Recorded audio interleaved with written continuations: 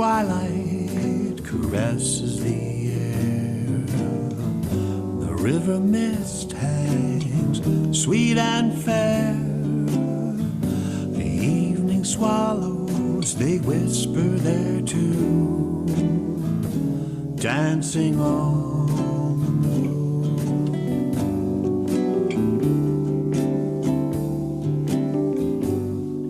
Why have the stars called us here? Welcome to Songwriters Alive with Tom Cooney, and our special guests this time are Jenny and David Heitler-Klevans. How are you? Good. Hey, good to for see having you. us. Yeah, thanks for coming along. This is our 24th episode, and it is great to have you guys. They are stalwarts and mainstays in the greater Philadelphia and Middle Atlantic songwriting community, with so many projects and so many interesting things and so many awards and so many releases. It's just cool stuff. We keep busy. Yeah. Really looks like you do. And you guys met at Oberlin? We did, yeah. Way back in the 80s in Yeah. college, and we fell in love. Well, I fell in love. Jenny came around later. I fell in love. We started singing together when we were at Oberlin. Yeah. Were you both studying music? I wasn't. Yeah, I was studying music, and I was a composition major.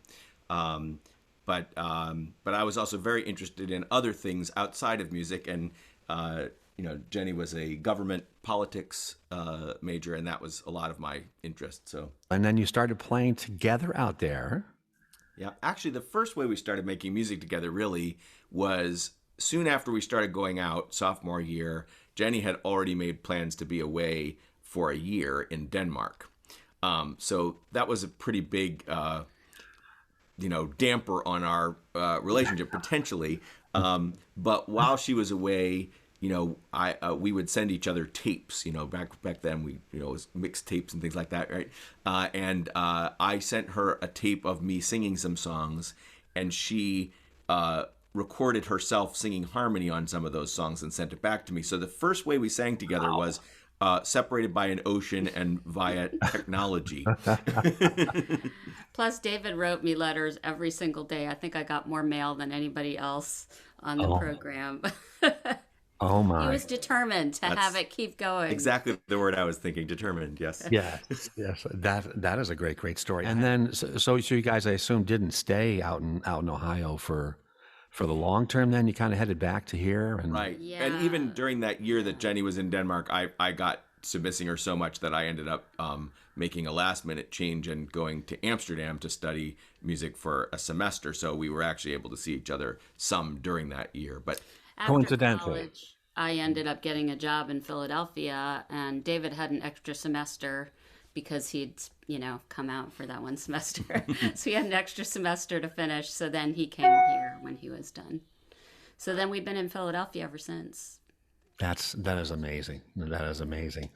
Before I ask you to play your first song, I wanted to also compliment you on the great pictures you'll see on the twoofakind.com website of yourselves over the years. They are great pictures, especially of your two twin sons. You can see them at different ages. They're all grown up. yeah, they're 26 years old now. But yeah, so we've wow. been Two of a Kind for over 30 years. So we called ourselves Two of a Kind.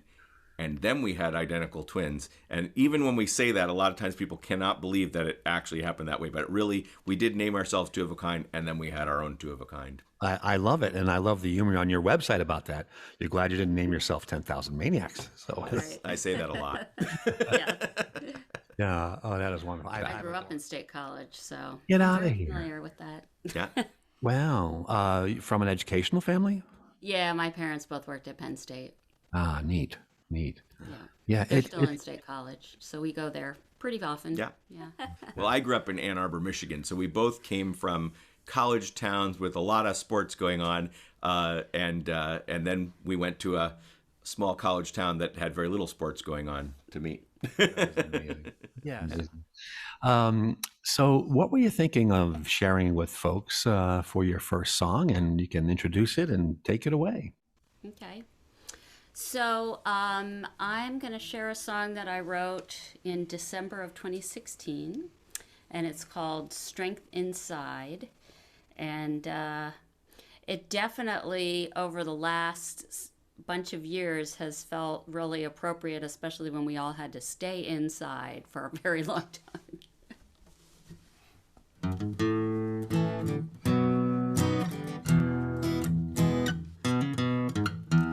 In the darkest part of winter, warm water still flows, easing the cold that seeps through my bones and the worry that grows.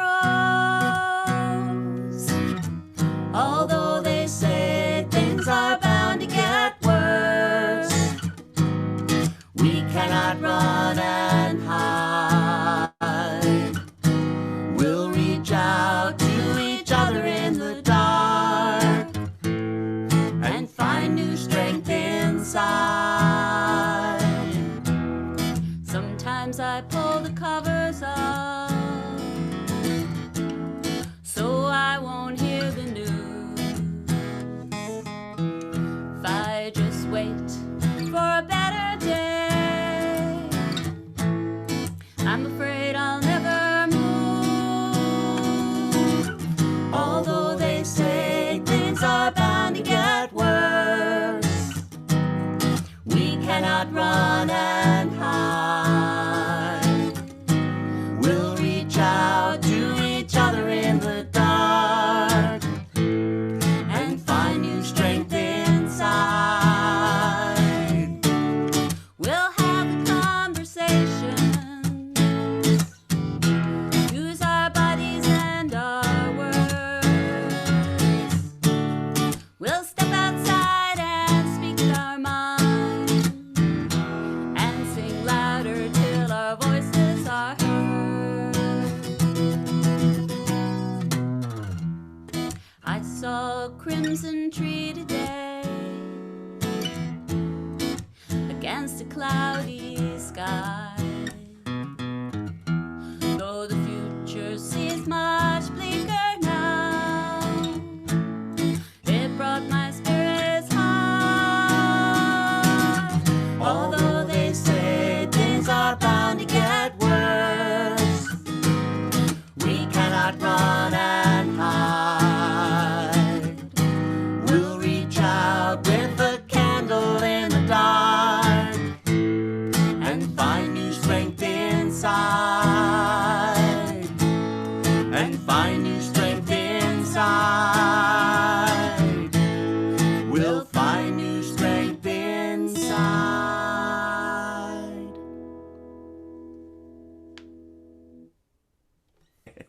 Beautiful song, very positive, great harmonies. Thank you. you. Now, do you guys ever swap the harmonies? Who does higher or lower? Or? Yeah, we switch it around. Yeah. I mean, we often find that it's helpful with our male-female voices for me to kind of try to be higher in my range and for Jenny to be kind of lower in her range to get the close harmony sound, but we don't Right. always do it that way. That song you just played, is that something on a project that's coming out or something that was No, released? actually, we recorded that. That's on, which one is that Lead on? with Love. Lead with Love, yes. That's a grown-up or adult CD for us, and it's the two of us, but with lots of guests. So including our sons, including our other bandmates from Acoustic Blender. Before you get going on your second tune, let me ask you about your general musical background. I guess you were at Oberlin, you met, you played together, and you, of course, have been performing and writing and creating ever since.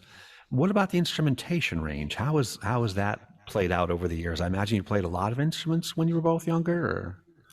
Well, most of the time it's been our voices and my guitar. Jenny does a lot of different percussion instruments. She's going to do a little bit of that today. I mean, I grew up playing piano, and I would say I can get along, but I'm not a pianist by any stretch, and I can play some guitar, but I'm not nearly as good as David. Play some ukulele, and then I do a bunch of percussion things. So, I dabble here and there. I wouldn't say I'm a great percussionist, but I've also been taking voice lessons recently, so trying to improve that instrument. Wonderful. That is great. That is great. When I was growing up, I played the trumpet. That was my main instrument. And when I went to Oberlin, I was still trying to decide between being a trumpet performance major or a composition major. And I'm glad that I ended up going the composition direction. But I think that influenced our sons wanting to learn brass instruments, not the same one that I had, but we had that, brass thing going in the family. We thought about trying to get Jenny to learn trumpet or tuba to fill it out. I tried for a little while, and I was like, no. We're with Jenny and David Heitler-Klevans, and you can see them at twofofakind.com. Very accomplished performers and writers, and children's performers especially. They have won multiple awards from national and regional folks, and it's just really neat to have them here. And by the way, let me compliment you at how well organized you guys are. Your website is one of the best websites I've ever seen. Great. Thank you. It's We'll really tell Jim Coffey, who's the one who made it for us. Yeah. wonderful. I really especially like the productization you've done of the kinds of offerings you have for different ages, and it's just really well thought out. Yeah, really. Good. neat. Thank you. It's good to hear that. Yeah. I'm going to have you guys go on to your second round, and if with the songs, you can talk about them before or afterwards, or as Lisa Jeanette joked, during. Is during okay? And that is certainly fine too. It was when she was working on her Jellyfish on the Moon album, which just came out a few months ago, and it's a brilliant, some very unique compositional eye she has. Yeah, she's really wonderful. I think. Yeah, and this was when she was just going into Morning Star, so the songs were really on her fingertips, and it was very exciting. And yeah, she's very good, very good. That's where we've actually been recording too, Morning Star, starting in 1999. Every album that we've made pretty much has really been great. So. Wow. You mentioned some things about this community of songwriters, and I do feel really like we are so lucky here in the Philly area to have multiple supportive, wonderful songwriting groups. The Philly Songwriting Circle, PASA. It's really kind of incredible. And I've heard some people say that it used to be that stuff was happening like in New York City, but now they feel like the place it's really happening is Philly, and it's really nice to be where it's happening. It is amazing. There's a lot going on here. I think one of the things about the songwriting workshops is, not only is it very supportive in terms of when you bring unfinished pieces there, but also, having that like, oh, I know this is coming up. I need to make sure I've got some material for it. So it's a good motivator. Oh yeah, nothing like a deadline. Right. Yeah. So for you, what's the process like? So while these periods happen, where you're waiting for the flurries to come, is there baking going on? Is there something going on there? Yeah, sure. I think that we're always sort of thinking about song ideas. Yeah, David's always coming up with song ideas that he doesn't write. Yes. And I actually like to say, I will often tell Jenny an idea for a song, and she has the perfect response to actually get me to do it, because she, I could possibly tell her I have this idea for a song, and if she said, oh, that's a great idea, I think that would be great, I would have gotten a certain amount of satisfaction just from telling her, which would sort of diminish my need to actually do the work and write the song. But she almost always says, well, I'd have to hear that, So she doesn't give me any satisfaction for the idea in itself. And I don't think you did that in a premeditated way before I started telling the story, but now she might. Yeah. But I will say that, and we'll probably talk about this maybe a little more later, but we've been working on this really big project, which is writing a musical. And so what we've done for that is we've spent some concentrated time where we've gone away for a week or 5 days or whatever, and just said, we're going to spend this time writing. We Yeah. need to be away from home. Yeah. So the one that we're working on now is called Hidden. And so we did, with this one, we went away once last summer, we went away once this summer, Yeah. and just really got a lot done during that time. Was a self-imposed writing retreat, and each time Yes. I think we came away with like 7 or 8 songs from that time, and the script is basically, first draft is done, and but we just find it's hard with all the other things we're trying to do sometimes to to get to that amount of creative work that we need to do. So giving ourselves that time away where we Yeah. don't at least have the laundry to do or things like that, that we can really focus. Yeah, I hear that happens a lot with musicals and stage work, that you need to go away because there's character and there's the book and there's the music and there's the stage stuff, and it's a lot to deal with. Yeah. Yeah, it's more on the order of like writing a novel kind of thing, Yes. Yeah. as opposed to one single song. Yeah. Well, there is a great description of this, folks, as you can see on screen, and it's hiddenthemusical.com, hiddenthemusical.com. You can come out here and get a description of the great project.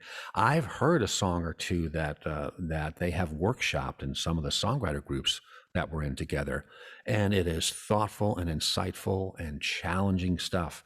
This is really good stuff. You're really going to like it when it's done. There's a way to donate, and let's get right to that. And there is a Looks like QR maybe code. fixed there, Yeah, something that looks like overlapping, but that's yes, and actually we've already started to get some donations to support this project. So maybe we should just briefly say, even though you just showed the description, that this is a musical that tells a true story of a woman that we know who lives near us, Ruth Cap Hartz, who was a hidden child as a Jewish girl in World War II. She was hidden in southern France, and she and her parents survived, partly thanks to brave people in the resistance and people who risked their lives to hide them. So it does have a happier ending than the most familiar story of hiding during this time, Anne Frank. And we thought it was good to have a story at this time that talks about allies, talks about people, standing up for other people and doing what's right. And it has a lot of resonance for us with things that have happened recently in terms of immigration, in terms of LGBTQ rights, in terms of the rise of fascism in this country and around And the the world. rise of anti-Semitism. Right. Yeah. And what was really exciting for this particular project is that we actually got to go to France, meet up with Ruth, meet the family that rescued her, see all the different locations where her family was hidden and where she was hidden. So we really are coming at this with visualizing, some of these places and having met the people involved. So Right. It's been really an interesting project. Now, when Jenny says the family that rescued her, most of it was the descendants of the family that rescued her. But Right. there was one woman who was in her 90s who had been a teenager at the time. So we Yeah. did get to meet her. But it was more the children and grandchildren and Yeah. even great-grandchildren of the people who were in the story. And they were so welcoming and nice to us.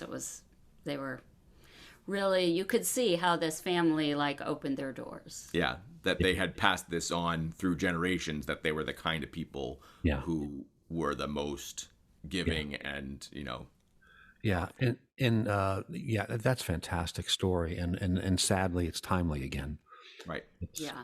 It is. And people have to always watch out for fascism. It is a dark force.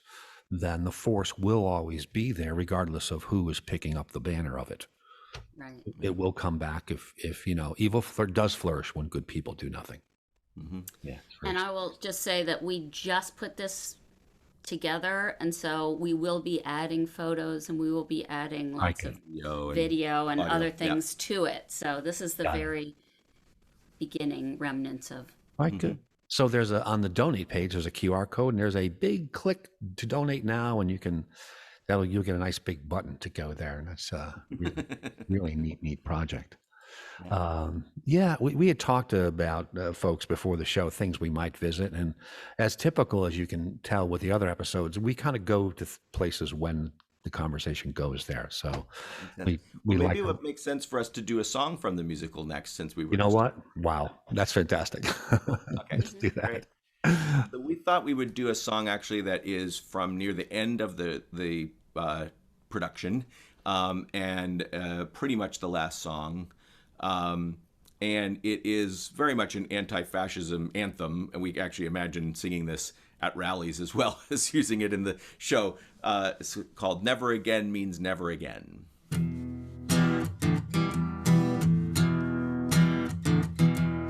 Never again means never. No, not ever again. Not again, no, not ever. Never again means never again. Never again means never again. No more roundups in the middle of the night. No, never again. No more children cowering in fright. No, never again. No more pink triangles. No more yellow stars. No more human beings crammed into cattle cars. Never again means never. No, not ever again. Not again, no, not ever. Never again means never again. Never again means never again. No more swastikas or white hoods. No, never again. No more hatred hiding as the greater good. No, never again. No more crystal knocked, the night of broken glass. No more hiding our responsibility behind an angry mask. Never again means never. No, not ever again. Not again, no, not ever. Never again means never again. Never again means never again. No more cruelty in the name of order. No, never again. No more demonizing those across the border. No, never again. No more death camps. No more genocide. No more killing civilians, no matter which side. Never again means never. No, not ever again. Not again, no, not ever. Never again means never again. Never again means never again. No more normalizing white men's rages. No, never again. No more throwing children in cages. No, never again. No more executions by police without a jury or trial. No more excuses and no more denial.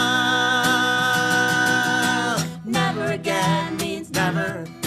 No, not ever again. Not again, no, not ever. Never again means never again. Never again means never again. Never again means never again. We are with Jenny and David Heitler-Klevans here on Songwriters Alive with Tom Cooney. Hey, don't forget, our new episode is the first Monday of every month at 7 p.m. Eastern Time. It launches on Rocking the Valley on YouTube, and big thanks to Steve Jones and all the folks at Rocking the Valley for the additional distribution. From then on, it lives there and then my playlist there, and it's also available on Tom Cooney Music on YouTube. And you'll also know that you can go find this artist and what they do in many, many places. And I wanted to talk about a couple of those places right now. The main website is twofofakind.com, and lots of neat things that you will see out there. Wanted to look at a couple of pages here. So they are an award-winning duo, and their themes range from reading and books and friendships and animals to social issues such as environment, conflict resolution, and diversity. As you can tell, they do two kinds of things: large children's performance presence and this adult stuff. And The children's stuff has won a heck of a lot of awards, as you can see here. 6 Parent Choices Awards, 3 Creative Child Magazine Awards, 8 Children's Music Web Awards, a Kids Radio Mania Awards, and Dr. Toy's 100 Best Products Award. And that's only a small listing of what they've done. So as you can tell from the songs as well, they've been at this for a long time, know the craft very well, and know what they're trying to do and what they're trying to say. I had a real quick question, brief. I know we're here for the adult stuff, but about your children's stuff. It's very fascinating and challenging to play in that space, mixing up what you're trying to do with their motor skill or their cognitive skill or something else. Do you guys have a general approach for what you're kind of doing? Is it age and ability driven most of the time, that kind of thing, or? Well, as you alluded to, working with kids has actually been our main thing for most of our musical life. We started doing music for kids partly because I became a music teacher in the late 80s. And we quickly realized that we particularly liked working with young people, that some of our main motivations for doing music at that time were sort of not as clearly present in the folk world. The singing along and the social justice things were kind of on the wane at that moment. It was more the confessional singer-songwriter, and we discovered that in working with kids that we got to actually satisfy both those things much more, and they were more appreciated. So that was a lot of our motivation. But to get back to your question about kind of our focus in working with kids, I would say actually those are the two things: engagement and participation, and grappling with big issues. Right.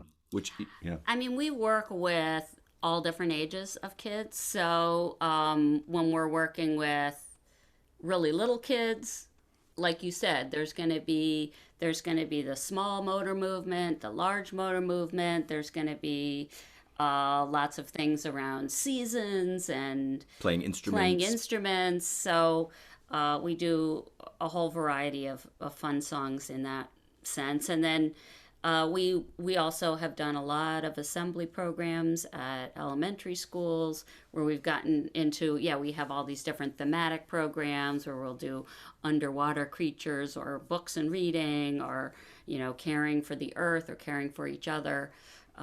So a character education thing. So we've done all kinds of programs.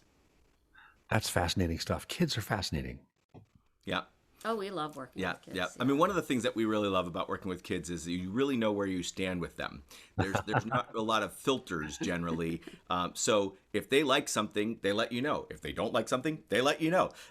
Whereas I think adults sometimes keep you guessing. You can't tell sometimes if they're being polite or if they're falling asleep or things like that. So it's a very different, and we really like that immediacy of the response.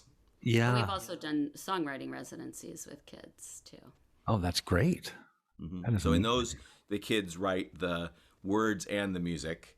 And it was during one of those that the young woman that we were mentioning earlier participated in. So we had a whole group of third graders that worked with us on songwriting that time.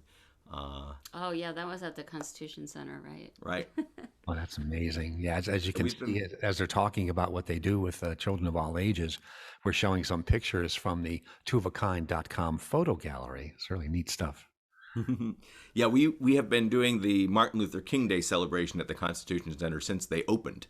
And we didn't get to do it last year because nothing was happening last year there. And that one there is at the Colonial Theater in Phoenixville. With our sons. Yes. They're very tall. Yes. They're even taller now. Yeah. That is neat. We've had a lot of our big events at the Colonial Theater. We filmed a DVD there. We had a 25th anniversary thing there, some album release things. Yeah. Oh, that's fun. So it looks like shut down, at the Yeah. Yeah, it's been really, as you know, challenging for you guys who are on the front line of performance. Are hit the most, along with the venues and the other folks, and it is.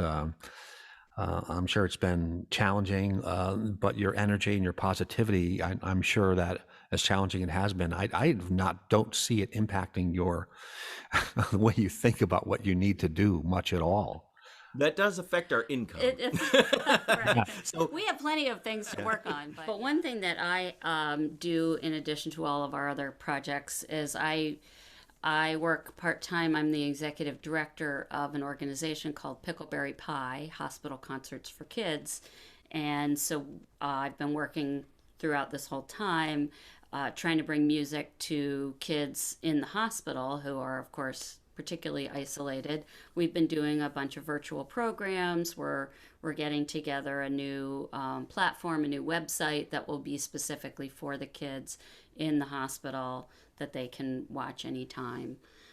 So that's another That's wonderful. project. Yeah, I really get the sense every time I hear you guys or see you guys that you're constantly lighting candles instead of cursing the darkness.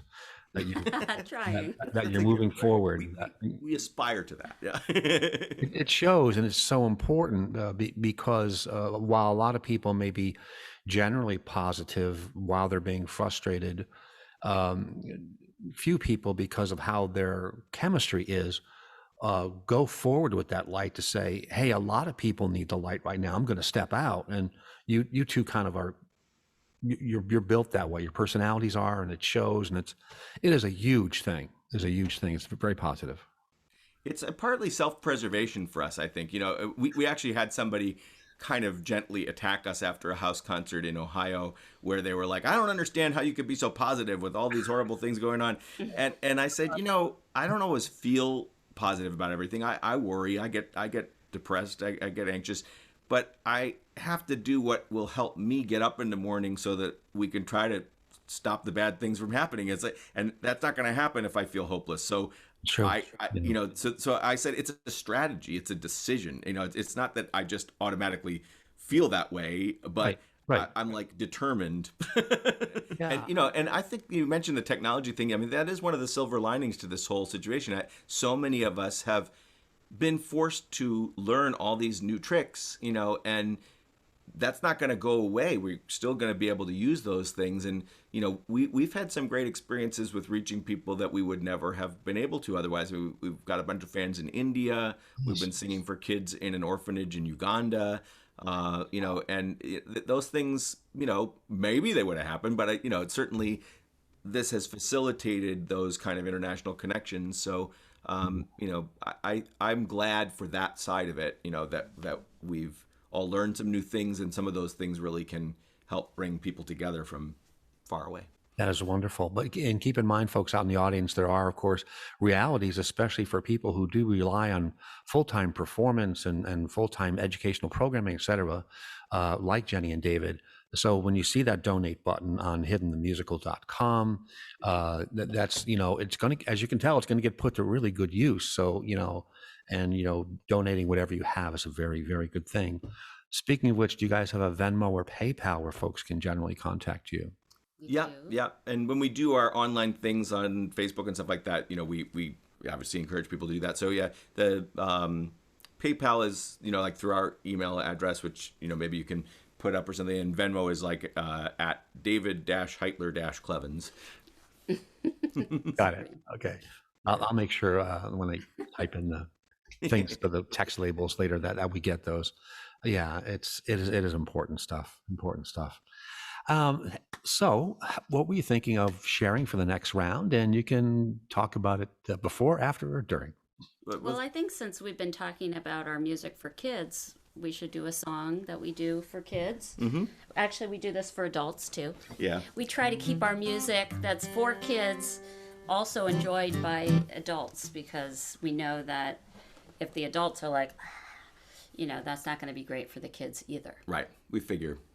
Yeah. It should kind of work for everybody, even though I don't think it's exactly the same. Like when we go about writing a song for kids, we do think of that in a little different way. It doesn't have to be any less quality. It's not dumbed down, but it's just, we will approach songwriting in a slightly different way.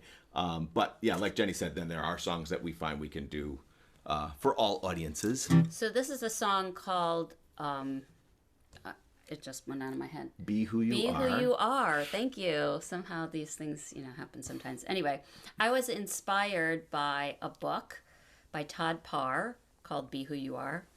And actually, it was right before I was going to go to one of these Philly songwriting circles. And I was like, oh, I need a song. What am I going to do? Well, and do you remember how we first heard the book? So we were at a songwriting, Yes. a kids event for related to reading at Smith Playground in Philadelphia, and Mayor Kenny read this book to the kids there right before or after we performed. Right, and right. So, and they gave it to us. They're like, oh, well, Right. we're giving these books out. Here it is. Right. So anyway, and I will tell you where it is after we do the song. 2, 3, 4. I love to dance, I love to sing.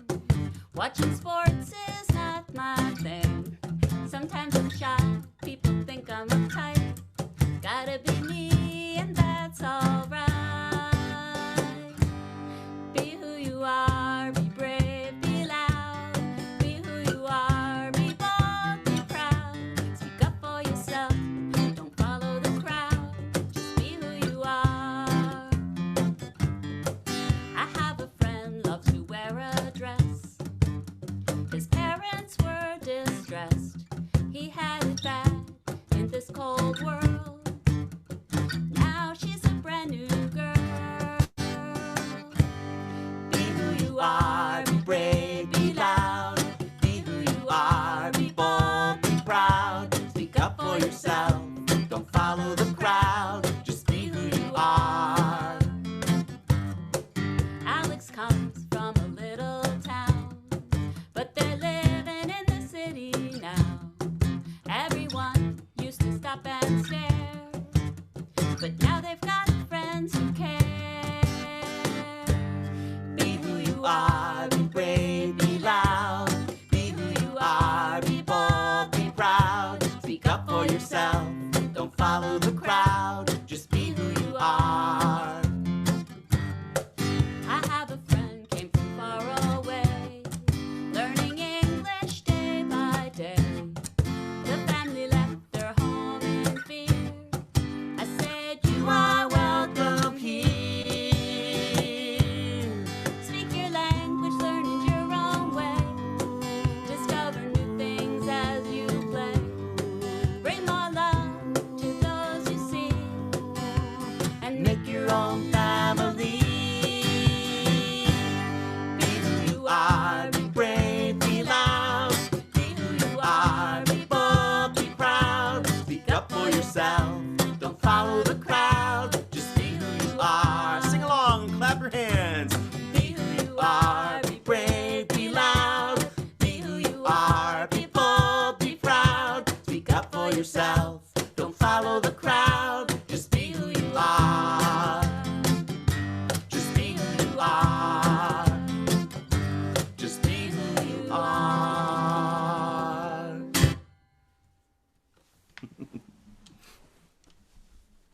Wonderful, positive song. I can see how kids would really react well to that and have fun. And that song actually was released on a project that Julie from the group Ants on a Log spearheaded, and it was a trans and non-binary kids mix.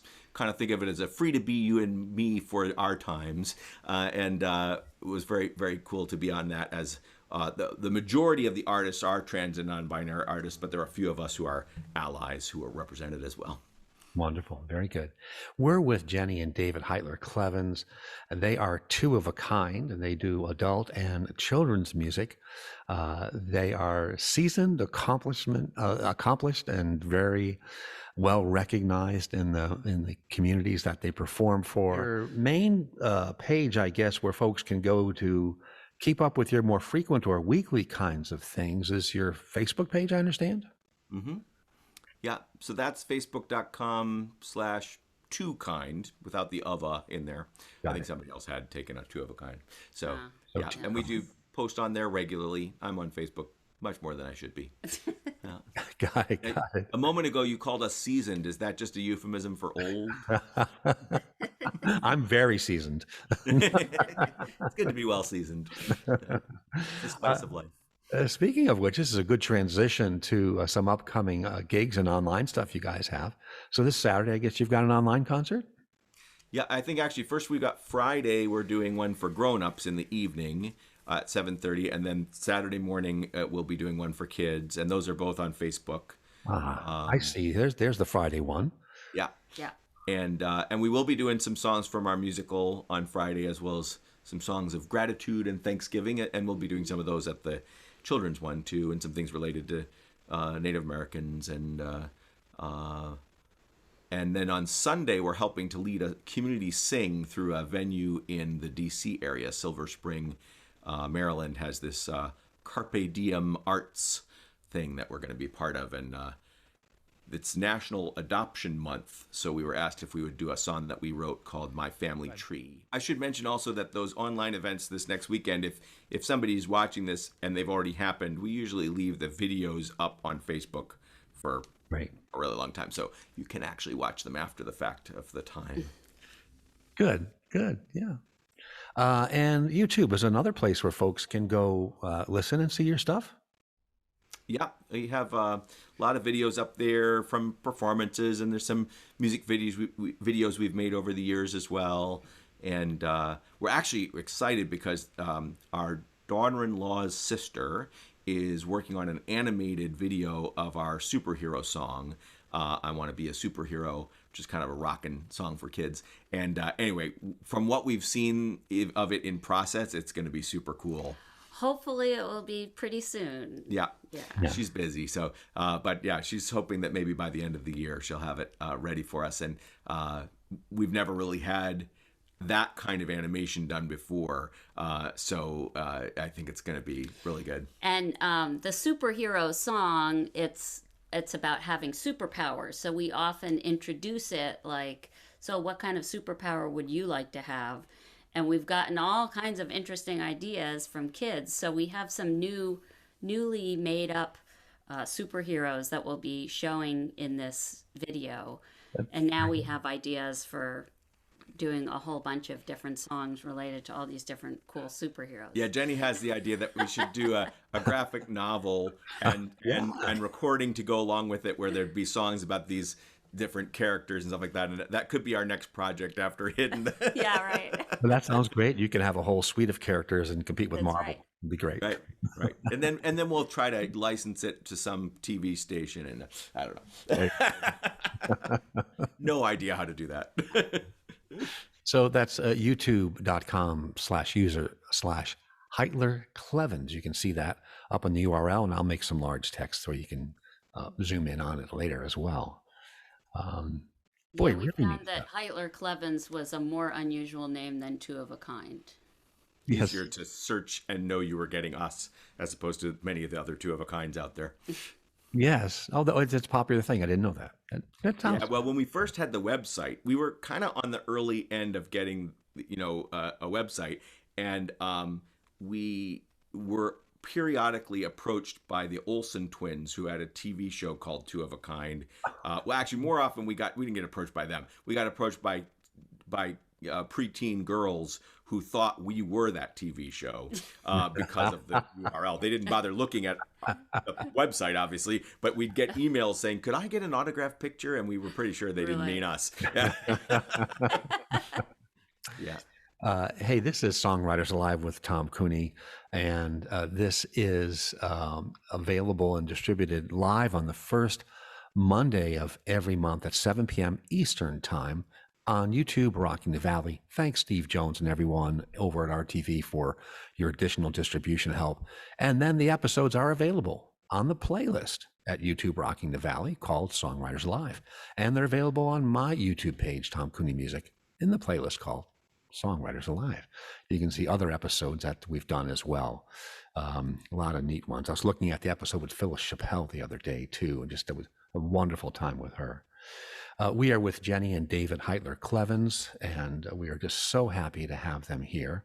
And we're going to ask them to play one more tune. But before I do that, was there anything else you wanted to share about upcoming projects or where folks and how they can get a hold of you? Did we need to add anything? Mention your podcast and Oh, your yeah. classes. Sure. Okay. So Jenny mentioned Pickleberry Pie is something she does.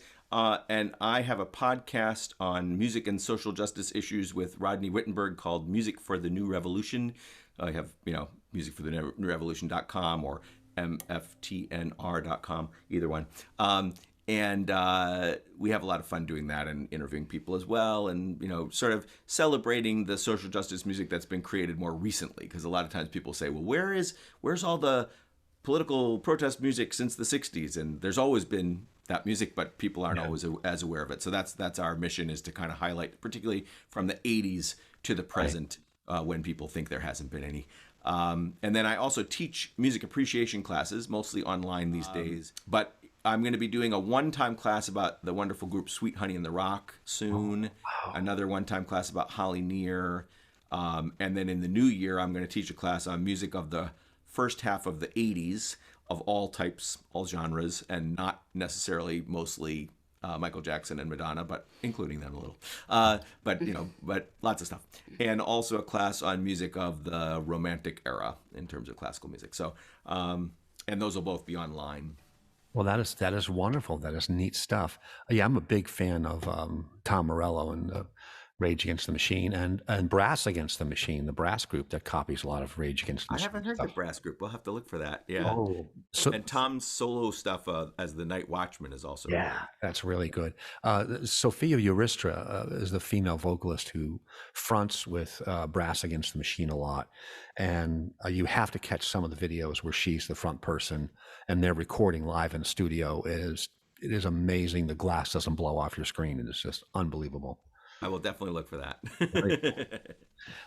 So lots of other stuff going on with Jenny and David, as you can tell too. Please follow them and track down their music, buy their music, and support them when you see them out. It has just been a real gas talking with you guys and listening to your music. I want to thank you for coming on. Thanks. You. Yeah, thanks so much for having us. What were you thinking of closing with? And you can tell folks about it. All right, well, I'm just going to show that I have been playing a drum called a cajon, box drum, and we're going to be using it for this song as well. Yeah, so this is a song that I wrote. It's a very simple song. Sometimes I strive for simplicity. I know that's not always what songwriters are trying to do, but sometimes that's my goal. So this is a super simple song. It has a little refrain at the end of each section that encourages people to sing on that bit. And it gets our sons in a little bit here too in this song. Before I go, I want to do something great. You never know when it might be too late. But in the end, it's enough to sing. There is greatness in the least little thing.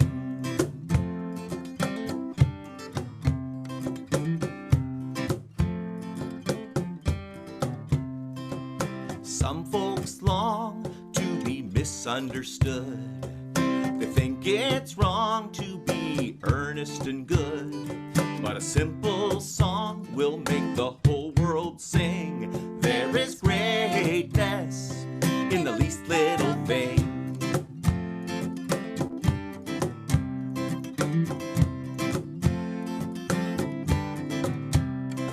You might crave wealth and you might chase fame. You might want the stars to spell out your name. But in the end, it's enough to sing. There is greatness in the least little thing.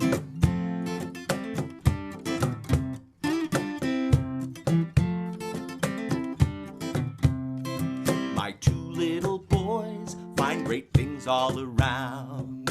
It might be a noise or a leaf on the ground. They seem to know what these small things bring, for there is greatness in the least little thing.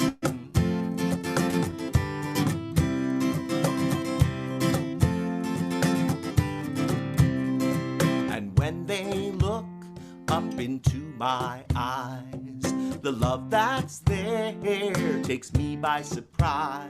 It lifts me up like a small bird's wing, for there is greatness in the least little thing.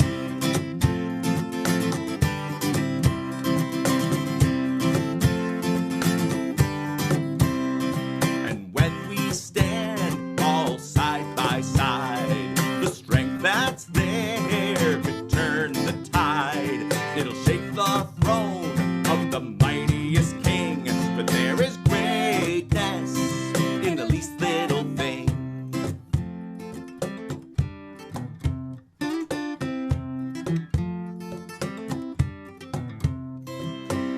before I go, I want to do something great.